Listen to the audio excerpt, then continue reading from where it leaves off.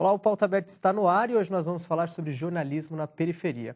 De acordo com o Volt, uma agência independente de jornalismo, 531 jornalistas foram demitidos até setembro de 2015. O número já é o dobro do registrado em 2014, quando foram contabilizadas 244 demissões. O portal Terra demitiu 80% de sua redação em agosto e passou a focar na busca e na replicação dos textos de parceiros.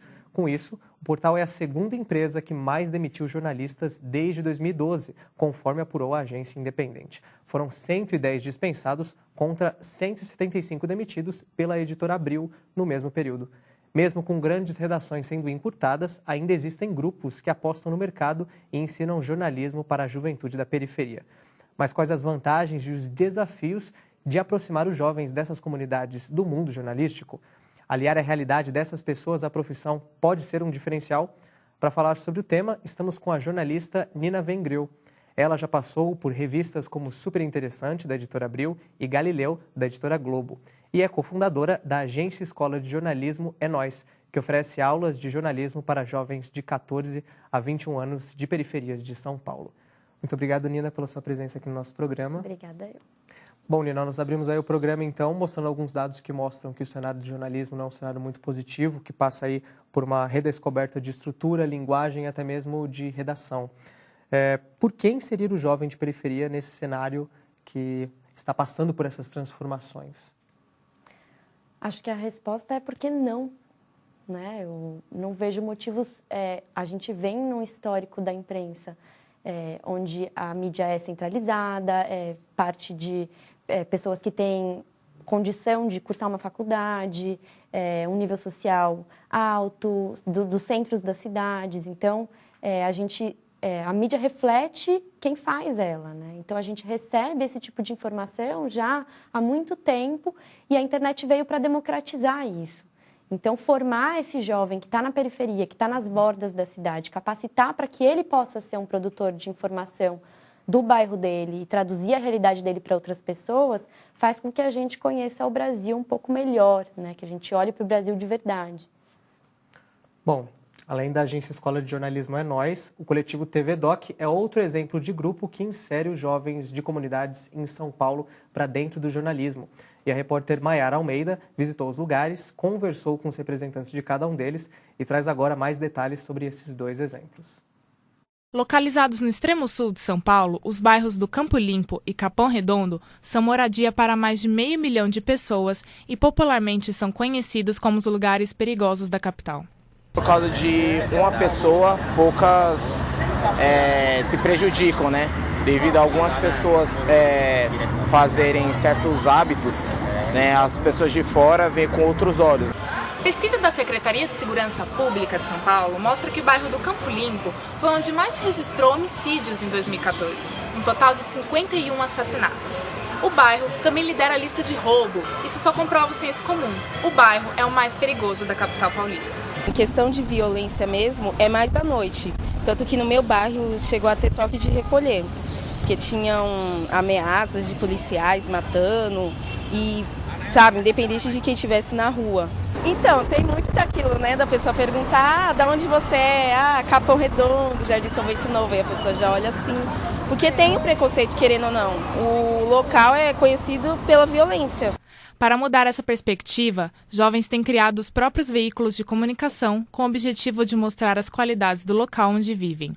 É o caso da TV Doc, um coletivo criado por moradores do Capão Redondo que desde 2012 oferece a crianças e adolescentes oficinas de comunicação oral, gestual e escrita com base nas práticas jornalísticas. Os cursos da Doc acontecem em escolas públicas de ensino fundamental e médio, em ONGs e em centros comunitários, mas também são ministrados na sede da TV, que foi equipada com recursos de editais públicos.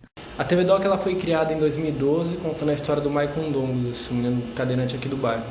Desde então a gente começou a desenvolver com jovens uma oficina de comunicação e expressão, onde a gente usa o audiovisual como ferramenta para um desenvolvimento de senso crítico. E aí são 350 jovens participantes e a gente tem uma evasão de 7%, que é uma das melhores aqui do bairro. A gente pretende chegar principalmente no nosso vizinho, porque a gente acredita que a comunicação comunitária para um bairro ela acontece para o bairro com o bairro, com a participação dos jovens, principalmente deixando um legado para esses meninos, que eles possam começar a construir um processo de comunicação. Os participantes, que já somam 350, aprendem também a manusear equipamentos de fotografia, filmagem e captação de áudio. A Enóis, Inteligência Jovem, é outro exemplo. Também foi criada na periferia da Zona Sul e desde 2009 oferecem a jovens de 14 a 21 anos formação presencial e online em jornalismo. Os participantes dos cursos investigam temas de interesse social e abastecem diversos canais de comunicação. A importância do jornalismo na periferia hoje ela é total. Hoje e sempre, eu acho que em todos os lugares, porque a gente no Brasil tem uma tradição de uma imprensa branca, do centro e de elite.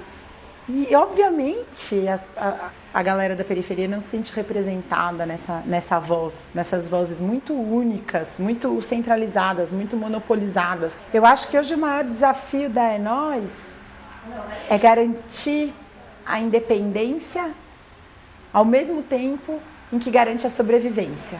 Tipo, que a gente caminha para um lugar em que as pessoas reconhecem a gente como um jornalismo jovem independente, que a gente não tem que que a gente não tem que fazer nada customizado para ninguém. Bom, de acordo com o Instituto de Pesquisas Econômicas e Aplicadas, o IPEA, cerca de 8,4 milhões de pessoas vivem nas periferias da cidade de São Paulo. Mas, ao mesmo tempo, parece que essa realidade não é inserida nas redações dos jornais. A ex-ombudsman da Folha, Susana Singer, afirmou em um editorial de 2012 que a redação do jornal era majoritariamente feita por pessoas brancas. Dar voz às comunidades para que elas se expressem por meio do jornalismo é uma forma de democratizar a mídia? Eu lembro dessa época, quando a Susana fez esse editorial, estava acontecendo um fenômeno em São Paulo que estava em época de eleição e o russomano estava na frente das pesquisas.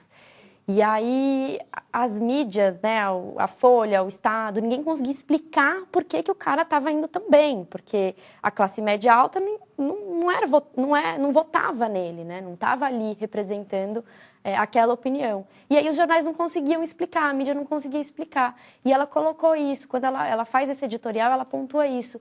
É óbvio que a gente não consegue explicar, porque nós não somos as pessoas que estão votando nesse cara. Então, como é que a gente quer entender São Paulo se a gente tem aqui dentro da redação pessoas que não representam a cidade de fato? Então, sim, o jornalismo ele é uma ferramenta essencial para que a gente possa fazer com que as pessoas peguem no microfone, sejam ouvidas, para que a gente olhe para esses lugares e mostre o valor que eles têm também, o que eles estão pensando, as realidades que eles têm, democratizar isso. E existe um perfil de pessoas que buscam esse jornalismo que vocês fazem, jornalismo mais periférico? O que eles procuram, por que eles procuram se especializar em jornalismo? A Enóis, ela trabalha com jovens que estão no ensino médio, saindo do ensino médio nessa época pré-vestibular. Então, os jovens que vêm até a gente, eles vêm com esse anseio de entender um pouco melhor esse mundo do jornalismo, experimentar o mundo do jornalismo, para ver se eles estão a fim de fazer isso ou não.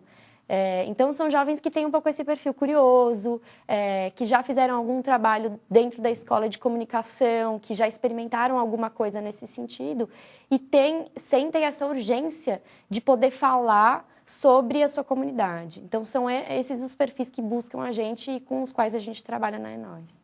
Tem algum local de São Paulo que existe um boom de pessoas que procuram vocês? Vocês ficam localizados na Armênia, ali próximo ao metrô Armênia, existe É mais aquela localidade de onde fica Enóis ou existe algum outro lugar que é um potencial case de pessoas que procuram vocês?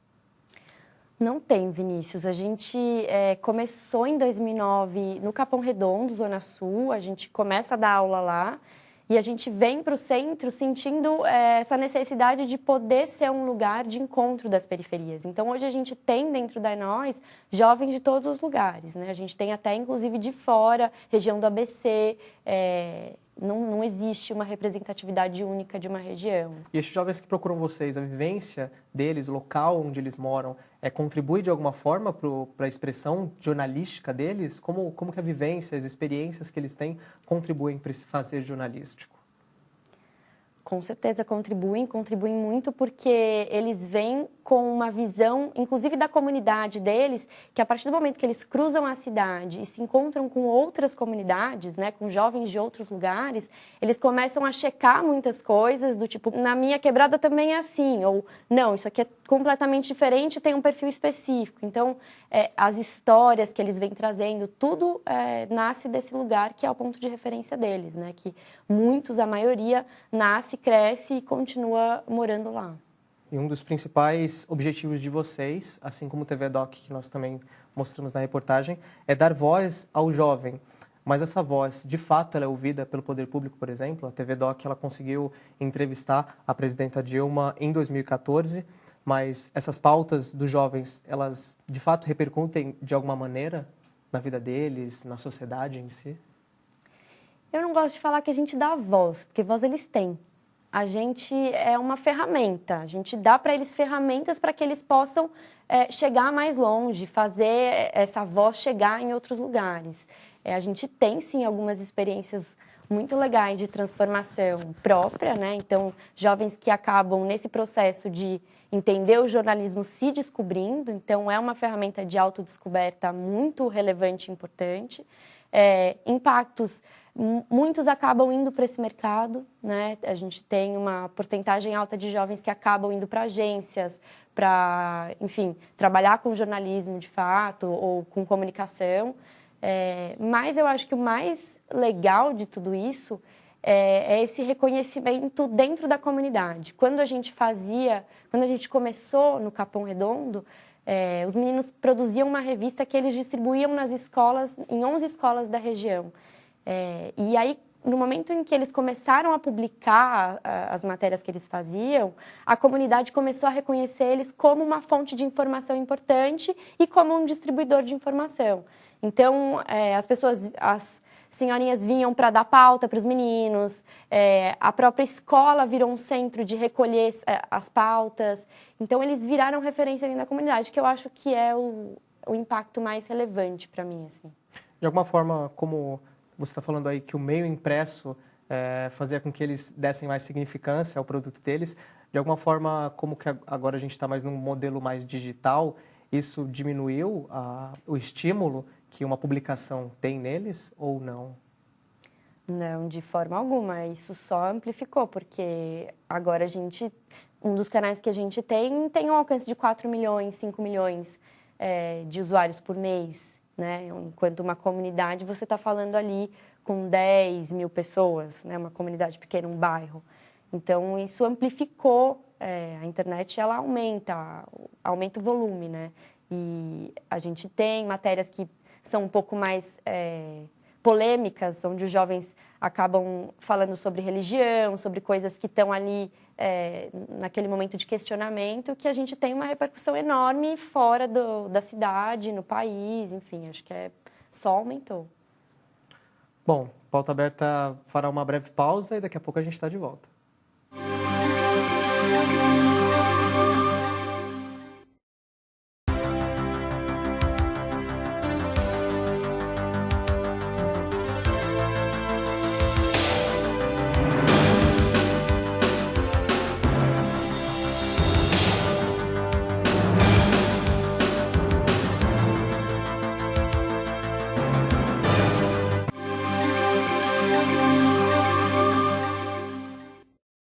O Pauta Aberta está de volta e hoje estamos falando sobre jornalismo na periferia. Conosco, a jornalista Nina Vengril, que é cofundadora da Nós, uma agência escola que oferece aulas de jornalismo para jovens de 14 a 21 anos de periferias de São Paulo.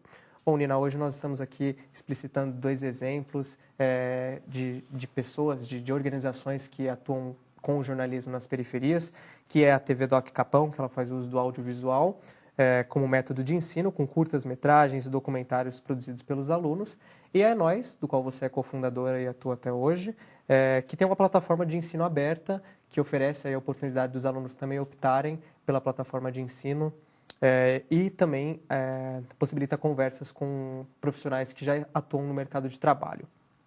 Essas maneiras de ensinar jornalismo, sem tantas regras e provas, de alguma forma ela é mais próxima da realidade e ela está mais propensa a produzir um profissional com tanta qualidade quanto um profissional que passa pela faculdade hoje em dia, será? Quando a gente desenhou a metodologia, a gente estava muito preocupado no processo de produção. Então, não adiantava nada a gente ficar falando o que ele tinha que fazer se ele não fizesse, né? Então, o mão na massa, o produzir, o publicar, é tão importante quanto a parte teórica de formação mesmo. E a gente sentia muito, tanto eu quanto a Amanda, na faculdade, a falta desse lugar meio laboratório, experimental, onde as pessoas têm liberdade de trazer pautas que eram delas e colocar isso em prática e, enfim, passar por essa experiência de produzir, de ter um editor, de ser editado. Então, eu acho que é essencial que a gente consiga trazer um pouco essa experiência do mercado para dentro das universidades, das escolas, sem tantas amarras, porque a comunicação é esse bicho louco que se transforma o tempo inteiro, né? Como é que você acompanha isso? Para que o profissional tenha mais qualidade, sim.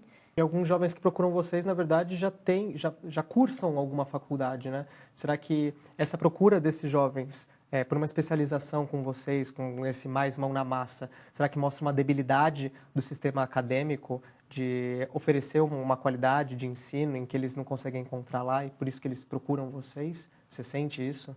Nosso foco era trabalhar com jovem de ensino médio, não gente que estava cursando jornalismo na faculdade, porque a gente achava que não tinha essa necessidade. E aí, quando a gente abriu o curso no começo do ano de 2015, os jovens de faculdades procuraram a gente.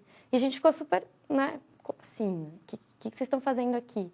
E o que eles disseram para a gente não tem espaço para experimentar dentro da faculdade. A gente fica muito engessado, a gente não tem lugar para conversar, a gente não tem rodas de conversa, de debate, onde a gente pode expor opinião, falar o que a gente pensa, enfim, mudar o curso do jeito que a gente gostaria que ele fosse. Então, a gente está procurando coisas, experiências fora da faculdade e a gente acha que a Enóis pode ser um desses lugares. Antes de fundar a Enóis, você e a Amanda, que é a outra fundadora da Agência Escola, vocês criaram uma revista que chamava Zezine, lá em 2009. O projeto começou com 5 jovens, depois passou para 100 e rendeu bons resultados, né? De acordo com os números que vocês divulgam, 70% dos jovens aumentaram suas notas na escola, 30% elevaram as notas em português de 5 para 10 e 50% foram aprovados no ProUni. Qual que é a relação do ensino do jornalismo com a melhora do ensino estudantil? A gente observou nesse primeiro ano de trabalho com eles que ler e escrever é fundamental e é uma coisa que não acontece na escola. Então, a partir do momento que a gente... 80%, 90% do jornalismo é isso, né? Você tem que ler e você tem que escrever. Então, praticar essa história fez com que eles melhorassem as notas na escola de uma forma quase orgânica, assim, né? Então, ele se interessava mais em ler outras coisas. As meninas falavam assim, agora eu leio até bula de remédio, né? Qualquer coisa que cai na minha mão eu paro para ler. Então, muda essa visão. O jornalismo é essa ferramenta que faz o cara ficar mais curioso, perguntar mais. E isso automaticamente melhora o interesse dele pela educação, né? Pela formação dele. E como que estão essas novas tecnologias, por exemplo, a transmissão ao vivo de conteúdo, a participação em redes sociais que estão em ascensão? Vocês também buscam esse tipo de coisa para poder ficar mais próximo do jovem, para poder tentar passar esse conteúdo nas diferentes plataformas que estão sendo criadas? A gente está experimentando, mas o mais importante de dizer, Vinícius, é que a gente não tenta se aproximar do jovem.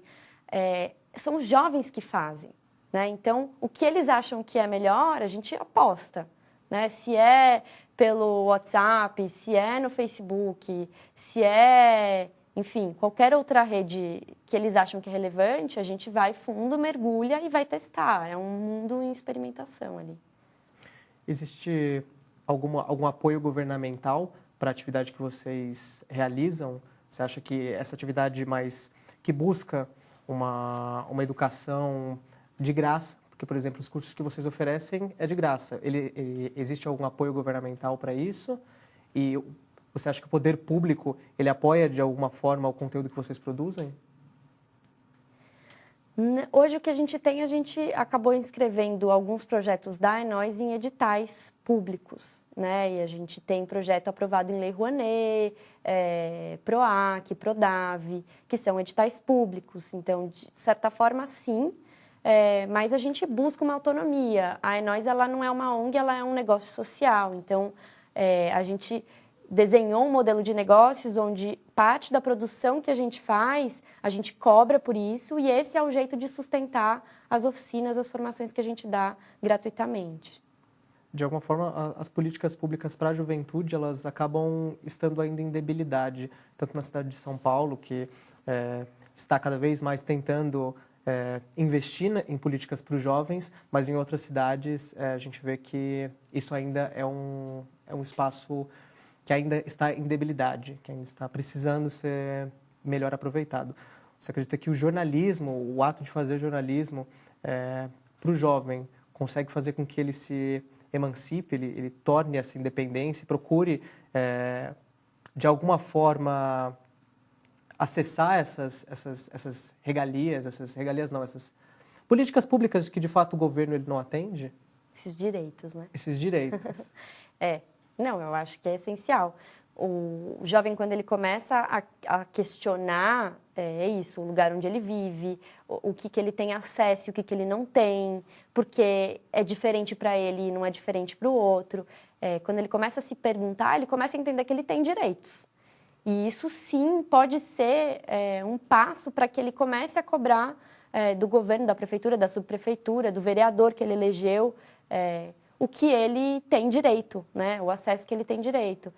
Mas isso vai partir do jovem e não do jornalismo, né? Isso é de cada um ali, o quanto que você realmente vai lutar para alcançar aquilo que é de direito seu. Porque a gente sabe hoje que a realidade nas periferias, principalmente, é que você não tem nenhum, você não tem direito a nada. Um dos projetos que vocês fizeram também, chamado de Menina Pode Tudo, vocês fizeram pesquisas aí na internet, querendo saber um pouco mais sobre essa questão da violência contra a mulher, e que a gente também fala dessa vivência que as meninas da periferia acabam sofrendo, acabam vivenciando, né? De alguma forma, essa pesquisa que vocês fizeram, ela atraiu alguma política pública que viu aquela pesquisa e tentou mudar de alguma forma esse panorama de violência contra a mulher no Brasil? A gente fez essa pesquisa muito com base nessa necessidade das meninas de serem ouvidas em relação ao machismo e violência contra jovens na periferia. Isso era uma pauta muito importante para elas, é uma pauta muito importante para elas. Então, a gente resolveu fazer essa escuta e uma reportagem em torno desse tema. A gente conseguiu apresentar isso num seminário internacional da ONU de violência contra a mulher, em 2015, e isso deu muita repercussão, principalmente entre os grupos feministas, porque a gente tem um olhar feminista muito ainda sobre a mulher adulta e muito pouco sobre a jovem, né?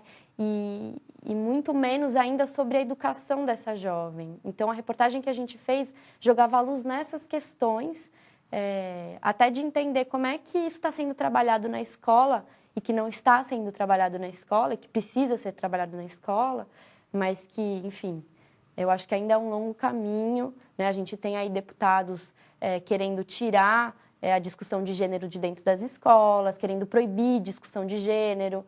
Então, a gente ainda está muito longe de ter um impacto que vá transformar essa discussão dentro da escola a partir só do que a gente fez. Na verdade, vocês fazem um jornalismo jovem, pelo jovem, para o jovem, né?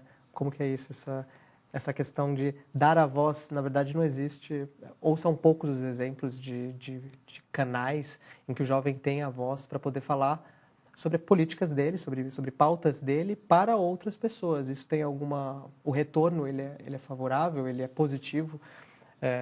Os jovens que têm acesso a esse conteúdo, eles de fato se sentem representados pelos conteúdos que vocês publicam? Eu acho que ele poderia publicar isso em qualquer lugar, né? Ele pode fazer um WordPress e publicar os textos dele. Eu acho que o que ele encontra na Enóis é um espaço para debater e melhorar o argumento dele, né? Eu acho que mais do que a gente oferecer um canal é a gente ser esse espaço de conversa e de instigar para que ele tenha um resultado melhor no produto que ele vai fazer. Porque ele poderia estar fazendo isso independente. Então, eu acho que o que a gente ajuda é nesse processo de construção de ideias coerentes, né? de vozes coerentes, que ele não vá se contradizer no segundo parágrafo, para que as pessoas entendam que o que ele está fazendo é relevante. Bom, muito obrigado, Nina Vengriel, cofundadora da Enóis, que esteve aqui conosco nesse Pauta Aberta. Muito obrigado pela sua presença aqui no nosso programa. Eu que agradeço pelo convite. O jornalismo passa por um momento cercado de desafios, mas a criatividade e a força de vontade podem fazer nascer um novo jeito de fazer essa profissão. A Pauta Aberta de hoje fica por aqui. Até a próxima.